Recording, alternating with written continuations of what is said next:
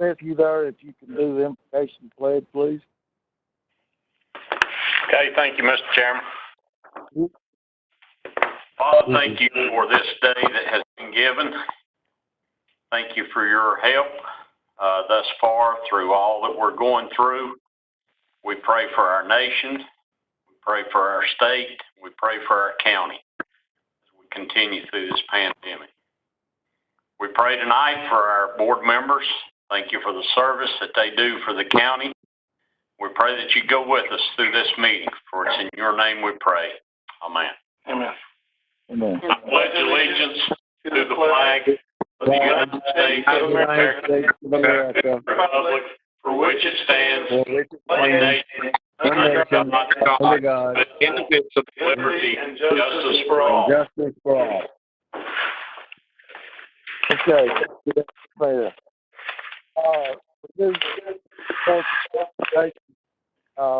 Bill, you got some things to go over and start with. Yes, Mr. Chairman, I appreciate that. First of all, I wanted to give an update on the coronavirus in Grayson County. Everyone that has kept up with what's happening with the governor's conferences and the information we've been providing out to the public knows that there'll be a little bit of a change tomorrow as we come off the major lockdown. But I want to emphasize to all of you that just because we're coming off the major lockdown tomorrow does not really mean that we're coming off a major lockdown here in Grayson County. Now, we are experiencing the peak of the coronavirus in Grayson County right now. So people need to continue to practice all of your social distancing procedures that we've informed you of and the government's informed you of and that you've seen repeatedly. You can see more information if you need it on our website, but do not ease up right now. This is not the time to ease up. We need, we're going to probably have another 2 weeks or so of increasing cases. Now, we have risen from that one case that we had just a couple weeks ago to our high has been 18 so far. 2 of those people have recovered, so that brought it back down to 16, but then we had a couple more that pushed it back up to 18. And we're expecting it's going to go higher than that. So please continue to practice all the measures that have been put in place to keep yourself safe and to keep your neighbors that you're interacting with safe. We will keep you updated as to when the peak has occurred and when it's over with. We're hoping we're at the peak right now, but we won't know until a few more days go by. So everyone cooperate and work together on that, and we would greatly appreciate that. The other thing that I wanted to talk to you about is, well, actually, Mr. Chairman, we can get back to it when we get to the county administrator's report. If you want to just go ahead, and I'll come back to that. Okay, that'll be fine. Okay, next we have new business, a proclamation of foster care. Yes. Hey, Mr. Chairman, I'm sorry to interrupt, but we need to go back and approve the agenda and the consent agenda. You're exactly right. I just seen if you catch that. Okay. Mr. Chairman, I'd make a motion that we'd approve the agenda, consent agenda. Second. Motion second, all in favor, aye. Okay. And I'm sorry again, I need to know names. I'm not sure who made the motion. Oh, okay. Mr. Representative Hash. I got you. Tom seconds the motion. Thank you.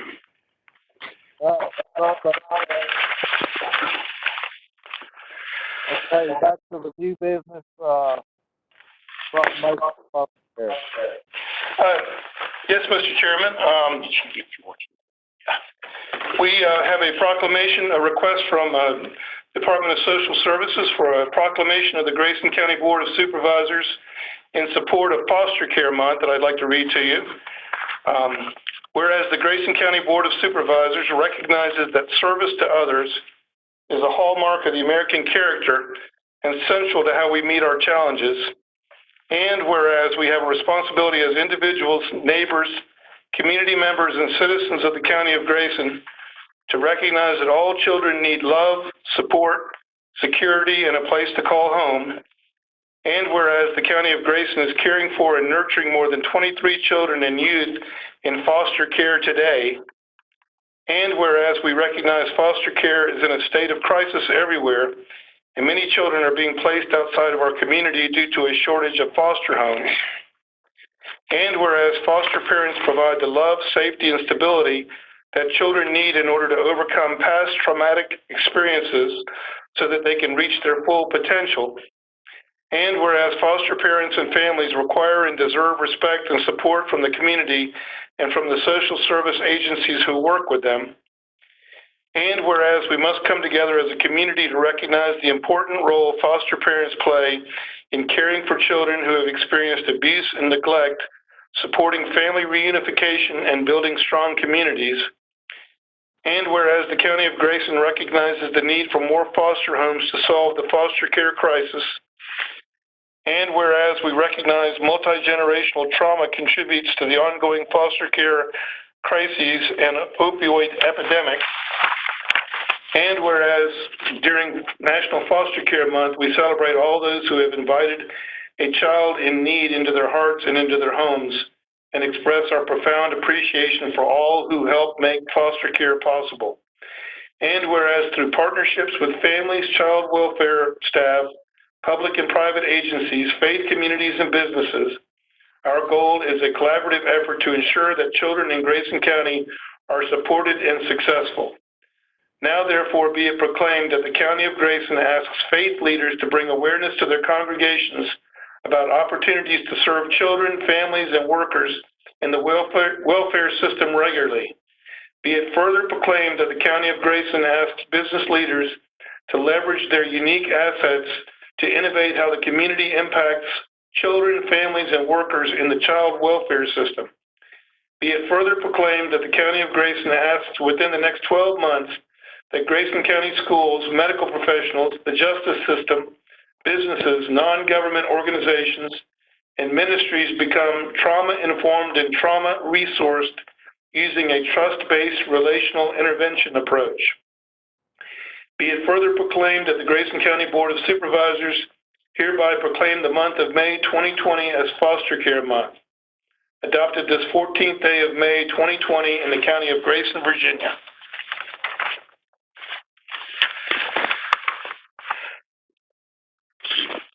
Thank you, Mr. Chairman. Okay, thank you. I look for a motion to pass this proclamation. So moved. So moved. Second. I think I heard Ms. Sutherland make the motion and Ms. Rebel second. All in favor, aye. Aye.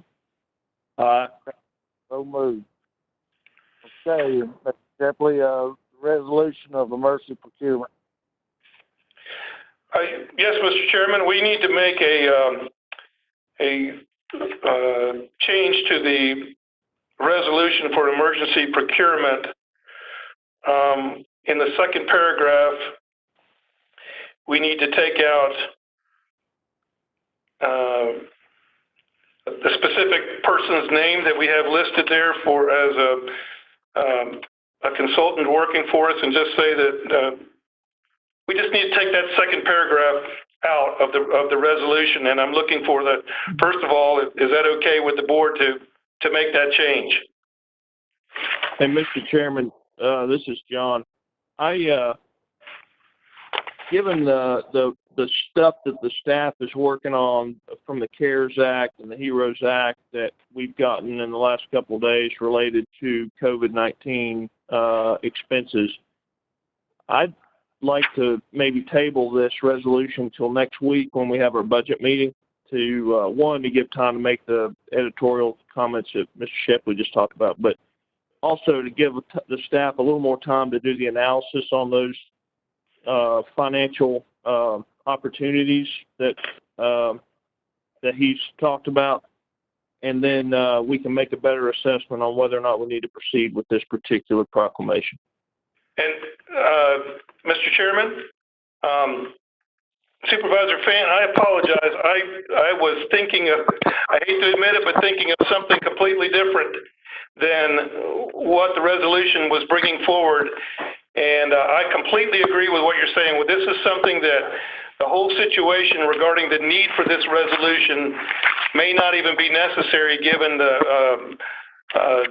like as Supervisor Fant said, given the situation regarding the CARES Act and the HEROES Act. So we don't need to just take that second paragraph off. I would, as Supervisor Fant said, I think this needs to be tabled for right now. I completely agree. And I apologize for getting mixed up a little bit here, Supervisor Fant. Yeah, no worries. So I'd make a motion to table this till next week. I'll second that, Supervisor Hash. Okay, I have motion, second, all in favor, aye. Aye. Okay, we table that till next week. Yep, sorry about that. That is fine. Next is board appointments. Yes, Mr. Chairman, we have for the Recreation Advisory Committee, right now we have a representative from Elk Creek District, Justin Dixon, has been suggested, Seth Baker for the Old Town District, and John Alexander for the at-large. We are still hoping to have a recommendation for the Providence District and Wilson District, and the board had recommended that we don't approve the members of this group until we get all five. So if we can continue to look for volunteers from the Providence or Wilson District, that would be greatly appreciated. Just for the record too, we had a conversation in here, staff today, about how we could get the word out to the different segments of the county, and see if there's interest in people serving on these boards and commissions and authorities and things that we have to fill from time to time. I don't know if there's any input from the supervisors or not, but we had that discussion. Yep, sure did. Mitch, Mr. Chairman, I had a conversation with Mitch earlier about, I just raised the question, why don't we advertise in the paper when we have a group of vacancies on different commissions, committees, etc., to try to get more people aware of what's available, because right now, I know when I'm asked, I don't know everybody in the Wilson District. I know a lot of people, but I'm concerned that I may be overlooking people who have an interest, and if they were aware and encouraged to call us, they might do that. And so I guess I would support trying to get more information out, whether it's the newspaper, on the radio, whatever it may be. Yeah. So that we can hopefully get a broader array of people involved in our committees. Sure. And Supervisor Revels, you were the reason we had the conversation this morning. I was hoping you'd speak up, but we had the conversations as a staff, and I thought staff member Linda Osborne had an excellent idea too. She said, we pay a lot to advertise in the paper. What if we started out by using our Facebook page, our website, and some things like that? She even mentioned maybe hanging signs up at the bank, in White Top, the different places, the community center, just using that as example. But she had mentioned those resources, of using those sources for finding some of these people out there maybe, and that wouldn't really cost us as a startup measure. I would Mitch, suggest talking to the principals of Grayson Highlands and Yeah, that's a good idea. District too, of parents who were involved in. Yeah. Mitch, I would be I'd be supportive of any and all of the things that you and Linda and Bill and the staff talked about. I think getting more word out to a broader group would help us strengthen our committees. Okay, we'll do it. This is Mike. For in reference to the Providence here, I feel confident I can find somebody. I've talked to at least 5 people, and the ones that I've talked to just had conflicts. And so, but I think I can have you somebody probably by next month. That'd be great. Thank you, Supervisor Hayes. Okay, that sounds good, and I agree with putting it out on Facebook or something like that. Seems to get to a lot of people. That could bring in, even other than the rec department, some of the other things that's come open. We'll find out who is interested in it. That'll beat us beating a brush for somebody. Sure. Okay. Mr. Chairman, when it comes to the Twin County Chamber of Commerce, I had recommended someone to Elizabeth Hash to that group. I don't know if any action was taken on that at all, or if they brought somebody else on board. Can you fill us in on that if you know? We have not brought that up yet. Okay. We've been going back and forth with the barbecue that we're not going to have. So this Hash still on. We haven't got that far yet. So. Okay. And then when it comes to the Twin County Free Clinic, Saul Chase has indicated that they would that he would like to participate on that board if our board approves of that, and their board approves of it. Okay. Do you need a motion tonight on him? Yes. Okay. I hear a motion to approve. So moved. Second. Mr. Revels made the motion, and Mr. Fan second. I hear all on favor, aye. Aye. Aye. So if you can contact him, that'd be good. We'll be glad to. Thank you. Okay. Did that get all the board appointments? That's it. Yes, sir. Okay. Next, I'll look for motion to hold a public hearing June the 11th, 2020. Proposed FY1 budget. So moved. Second. Mr. Revels made the motion, Mr. Fan second. All in favor, aye. Aye. Aye. Okay, so moved. Public hearing June. Great. Next is a public hearing advertised at 6:30. Mr. Shepley, do you want to do the administrative report and give us a little time? Sure, I'd be glad to. I have extremely exciting news that I want to share with the board and with the public, and I think the best way to do this is just to read the press release that came out today from Appalachian Power. So it does make reference to a quote that I made, so I apologize for that, but you have to hear it coming from me. But this is Independence, Virginia, May 14th, 2020. Appalachian Power's request to implement a pilot program that will deliver broadband technology in rural Grayson County has received initial approval from the Virginia State Corporation Commission. This is one of the proudest moments I've experienced during my 9 General Assembly sessions, said Delegate Israel O'Quinn, who championed the 2019 legislation authorizing the pilot. I'm grateful to the SCC for seeing the merits of this project. Our schools, libraries, and public safety agencies will have service, and residents will finally have the ability to perform normal, everyday functions online. Efforts to secure legislative and SCC approval for the pilot program began more than a year ago.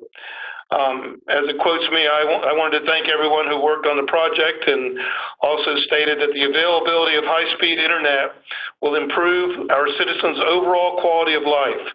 It also strengthens our business recruitment efforts by affirming that we have access to what today is considered an essential service. The pilot program grants Appalachian Power authorization to install up to 238 miles of 96-strand fiber optic cable on its utility poles in Grayson County. In addition to providing broadband capacity, the cable will support the company's deployment of advanced metering infrastructure, AMI, for customers, as well as equipment and technology that will pinpoint and correct faults on circuits, shortening outages. Space on the fiber optic communication lines will be used to provide the so-called middle mile, or the bulk delivery of internet service. Internet service provider Gigabeam Networks of Bluefield, Virginia, has agreed to establish and offer the last mile connectivity to Grayson County's unserved customers. We are pleased with the SEC's decision, said Chris Beam, Appalachian Power President and COO, who added that the company is preparing a detailed engineering study, negotiating a contract with Gigabeam, and developing the necessary rate adjustment clause filing.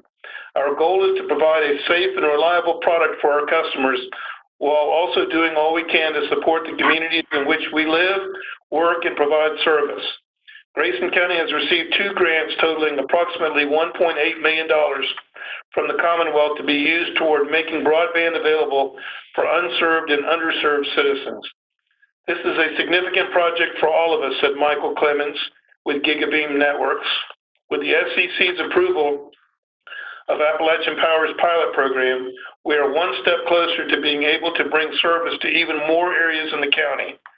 Appalachian Power has 1 million customers in Virginia, West Virginia, and Tennessee as AEP Appalachian Power. It is part of the American Electric Power, which is focused on building a smarter energy infrastructure and delivering new technologies and custom energy solutions.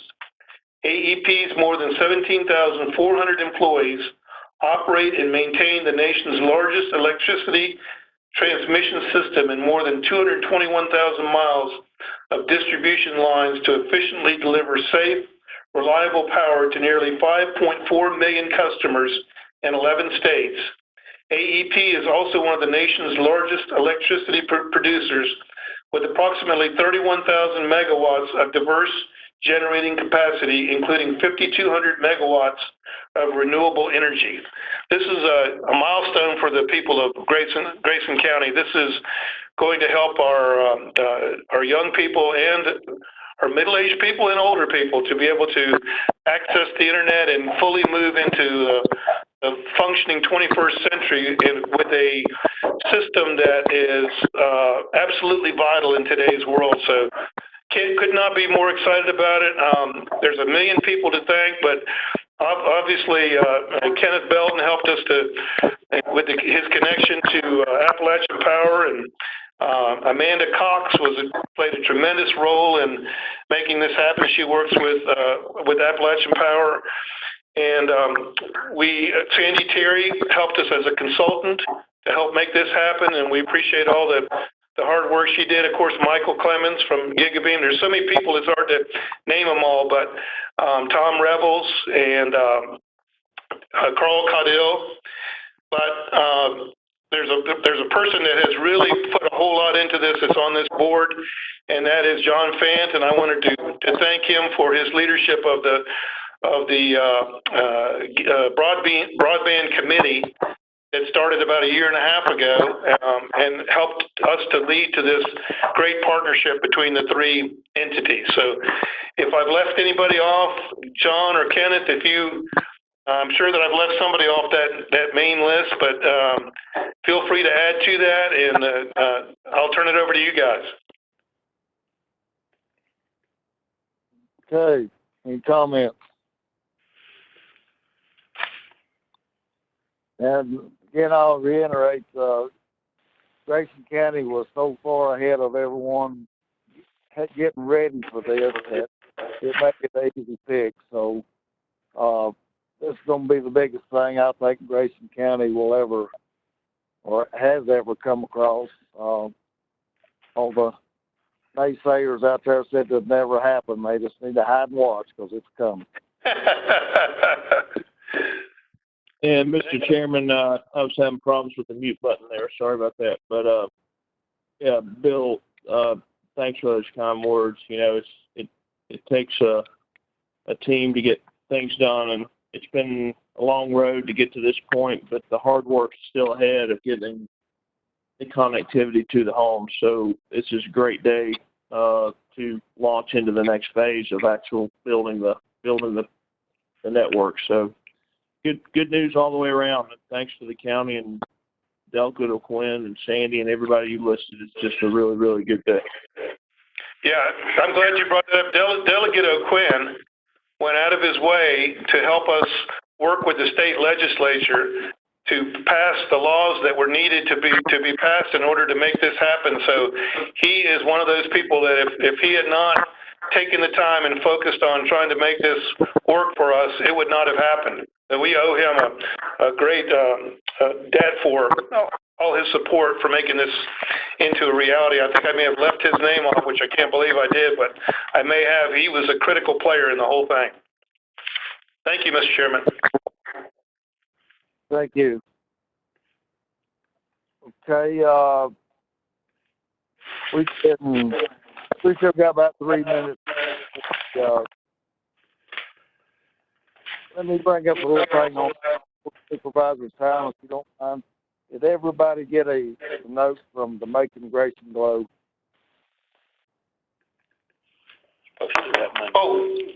Yeah. Okay, yes. Mr. Chairman, that was actually, Ms. Osborne sent that, but that was intended to be discussed in Monday night's budget meeting. Okay. Sorry about that. Okay, we can do that till, Okay. okay.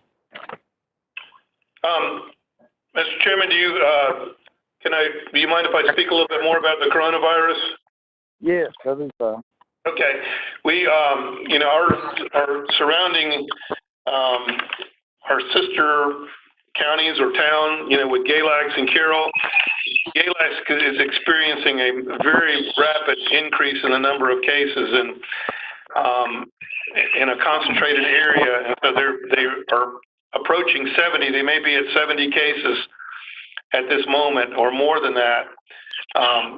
And then Carroll County has at least 40 cases as of right now. Again, we're at 18, so we're hoping to, any case is bad for us, but we have one person that's hospitalized here. But I just want you to be aware that this is obviously it's a regional thing, but there is a major spike in Galax that we all need to be supportive of trying to help Galax in any way we can and help them to keep things under control and help keep it from spreading into Grayson County.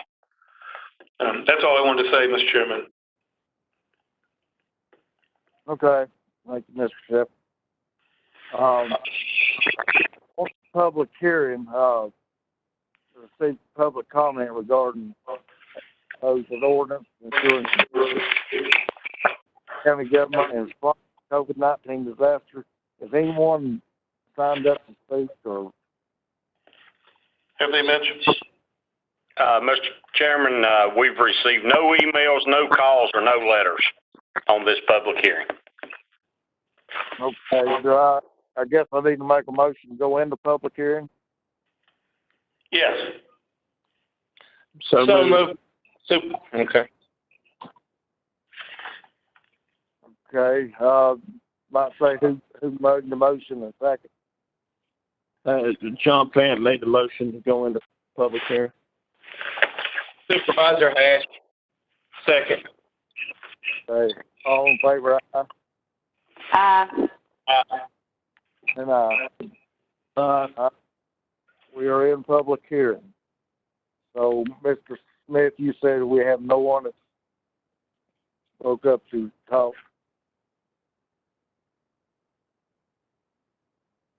Yes, Mr. Chairman, no one signed up for emails, calls, or letters. None. Okay. So hearing that, I'll look for a motion to go out of public hearing. So moved, Supervisor Ash. Second. I have a motion and a second. All in favor, aye. Was that, Aye. Mr. Chairman, I'm sorry, was that second Tom or John? Tom. Tom, I believe. Thank you. All right, so we are out of public hearing. I have no, we have no speakers, that's correct? None. Okay. And I heard of no board of supervisors time. And no closed session.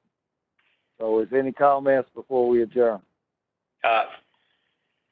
Mr. Chairman, the proposed ordinance, you may not want to read all of it, but we do have to vote to adopt it.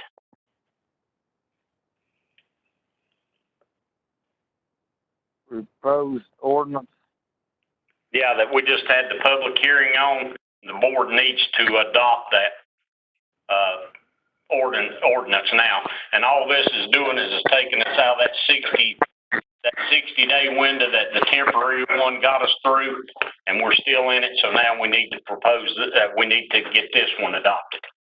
Okay. And Mr. Chairman, that is what at the beginning when we were first talking about the emergency preparedness proposal. That's where I got mixed up. I was thinking we were talking about the extension of the 60 days, and again, I apologize for that. I got my two resolutions mixed up, but we have to, in order to continue to be able to do a few more meetings until we come out of sort of the lockdown on having meetings, we have to extend this ability to be able to talk by phone or through the internet for another 60 days. That's what this is about. Okay.